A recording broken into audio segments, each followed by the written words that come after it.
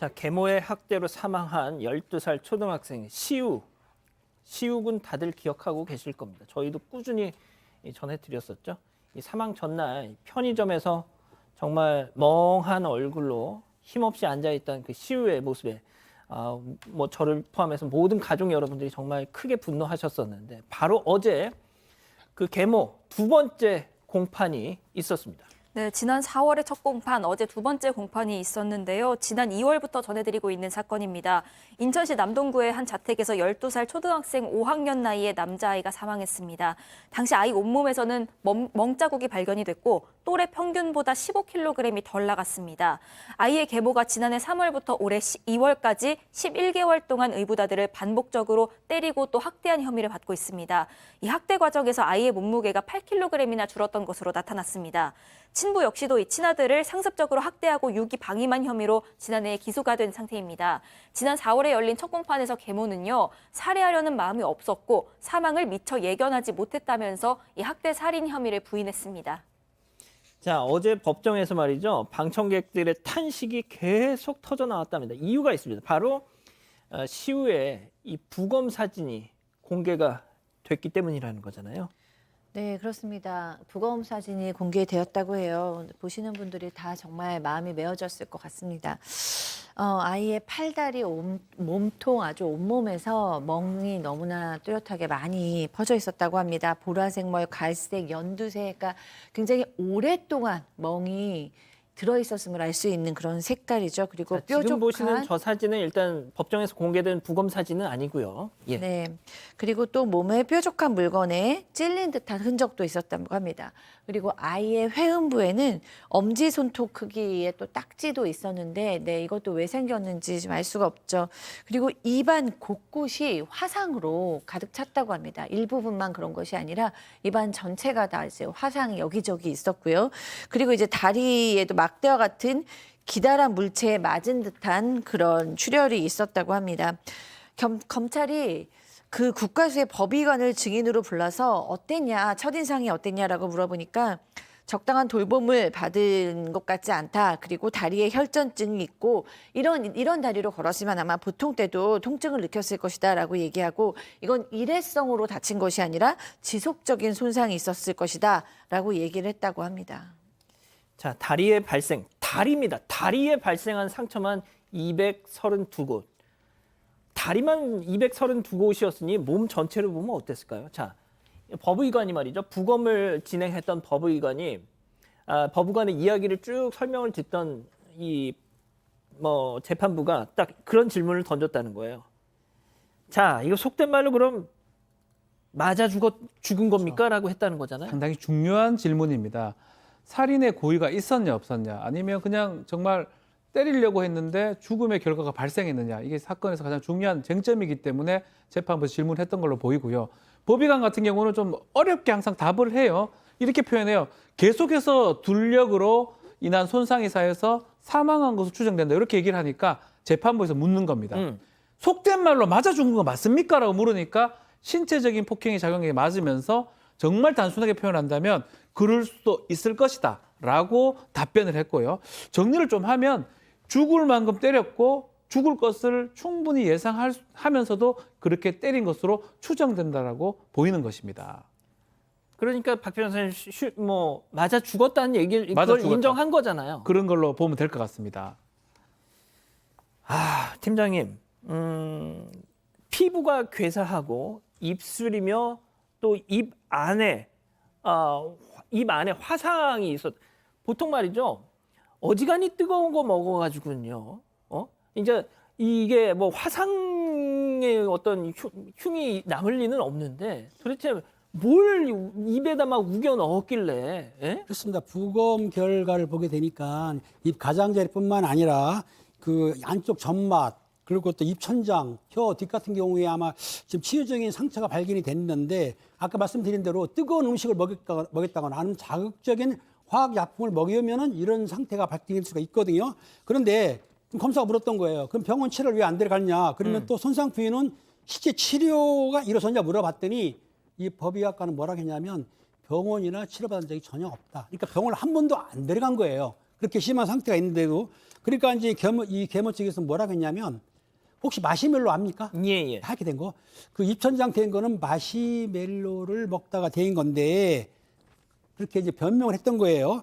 그런데 이제 이거 내용은 이렇습니다. 지금 보면은 그 계모 같은 경우에는 그 뜨거운 거 먹인 거는 마시멜로로 변명을 하고 있고 또 멍들고 이랬을 때 병원 안 들어간 것도 변명을 하고 있는데 멍들은 같은 경우에는 아이가 옷을 입으면 안 보이지 않느냐. 그리고 일반인들이 이제 멍에 들어서 사망할 거라고 생각하지 않는다고 했는데 이 법의관은 상당히 격앙됐던 것 같아요. 뭐라고 했냐면은 아이가 죽을 때까지 두다가 병원 가냐면서 격앙된 반응을 보이긴 했는데 어찌됐든 계모 입장에서 볼 때는 아이를 폭행하고 이렇게 학대한 것에 예. 대해서는 변명을 일관하고 있는 거고 이 법의관 같은 경우에는 부검 소견에 의해서 정확한 과학적인 증거에 의해서 지금 반박을 하는 모습을 보였던 거죠. 자, 지난 4월에 첫 공판이 있었거든요. 근데 보십시오. 거의 2달 만에 두 번째 공판. 왜 이렇게 재판이 지연이 됐나 싶었는데 이 계모, 이 사건 벌어졌을 때 임신 중이었습니다. 자, 구치소에서 출산을 했어요. 자, 이번 사건, 두 번째 사건 체크포인트 짚어보죠. 신생아만 타독. 자, 계모는 말이죠. 이 재판에서 뭐 탄식이 나오든 무슨 이야기가 나오든 다 외면하는 태도를 보였다는 겁니다. 당시 법정 맨 앞자리에서 이 모습을 지켜봤던 이 시민단체 측 인사의 얘기 한번 들어보시죠.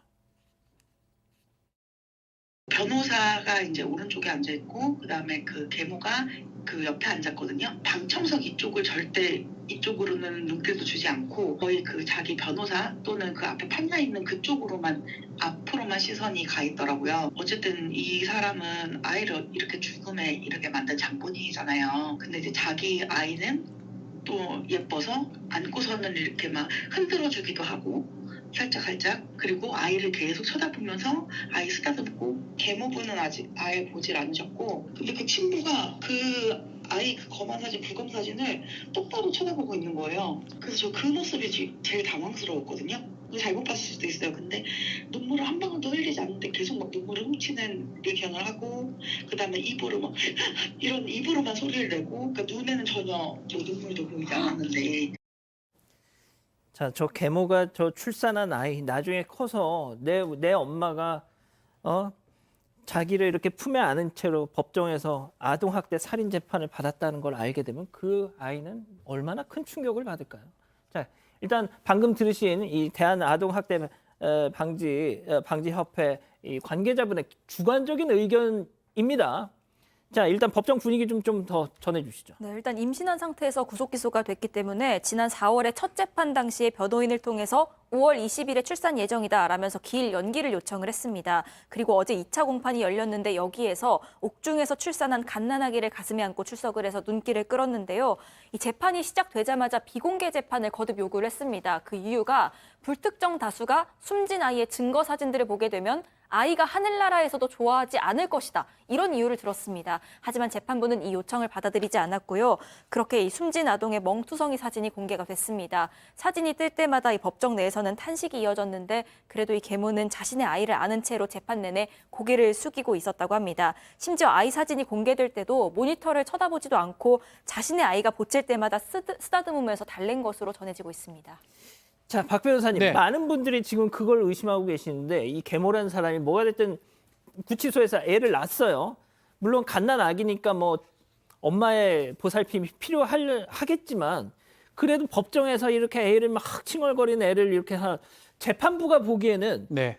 차마 또 좀 가엾기도 하지 않습니까? 그 모습이. 뭐 사실 뭐 그렇게 이제 아이를 거기서 낳았기 때문에 데리고 올 수는 있지만 또 한편으로는 다른데 잠시 맡겨두고 또 재판에 임할 수가 그렇죠. 있습니다. 그건 선택을 할 수 있는데 좀 전에 지금 비공개 신청을 했다라는 거. 비공개는 통상은 피해자가 많이 하는 부분이에요. 피해자가 공개하기 어려울 때. 근데 본인이 지금 피고인 입장이잖아요.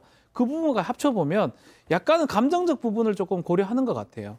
비공개는 원래 재판은 공개가 원칙인데 비공개 얘기하는 부분도 방청객이 안 볼 수 있게 만드는 거. 또 지금 아이 데리고 온 거 아이를 안고 쓰다듬고 계속 쭈쭈쭈 하는 이런 모습은 재판부에 어떤 이런 모습을 좀 보여주려고 했던 것도 뭐 100%는 아니라 하더라도 그런 부분도 있지 않을까 생각이 듭니다. 자, 박 소장님. 네. 자, 친부. 일단 저도 처음에 이 기사만 봤을 때는 막 흐흐 눈물을 흘렸다 이랬는데 방금 보십시오. 방청하셨던 분의 얘기를 들어보면 눈물이 안 나왔다는 겁니다. 네, 그렇습니다. 이 친부도 같이 구속 기소가 됐잖아요. 저도 사실 이 기사를 읽을 때 이 계모한테도 굉장히 화가 났지만 도대체 자기 아이인, 자기 핏줄인 아이가 저렇게 맞아서 죽을 때까지 그 아버지는 어떻게 함께 저거를 공부해서 함께 아이를 때리고 방임하고 학대할 수 있나 정말 화가 났었는데 눈물을 흘렸다 그래서 아, 그래도 일말의 양심은 있나 보다라는 생각을 했어요. 근데 지금 재판 과정 내에 친부를 가까이서 본 시민단체 분들은 다른 얘기를 하고 있는 거예요. 사실 근데 저도 그 재판에 가면 저 그 친부를 볼 것 같아요. 도대체 친부는 어떤가 자세히 볼 것 같거든요. 근데 가까이서 본 분들의 얘기에 의하면 자기 자식의 부검 사진이 떴는데 그거를 똑바로 울지도 않으면서 바라봤다는 거예요. 사실 우리도 이 아이의 부검 사진은 못 볼 것 같은데 자기 아이의 부검 사진을 표정 변화 없이 보고 있었고 계속 운 거라고 전해진 거는 목소리로 흑흑 이렇게 얘기했지만 사실 눈을 자세히 보니까 눈물이 없었고 또 어떤 분이 보시기에는 심지어 마스크를 쓰고 있는데 이렇게 고개를 숙이고 하품을 하는 것 같아 보였다라는 진술도 지금 있거든요. 그리고 방청석에 와 있는 지인하고 눈인사도 했다라고 해요. 그리고 이제 친모도 왔는데 친모께서는 굉장히 좀 불안해하는 모습을 보였고 그다음에 그 부검 사진이 뜰 때 정말 너무 많은 충격을 받은 듯한 모습도 보였다고 전해지고 있습니다. 예, 저희 아무튼 계속해서 좀 이 사건 지켜보도록 하겠습니다. 재판. 이 사건의 진실을 추적하고 싶으십니까? 그렇다면 사반 채널을 구독해 주세요. 지금까지 이자연 기자였습니다.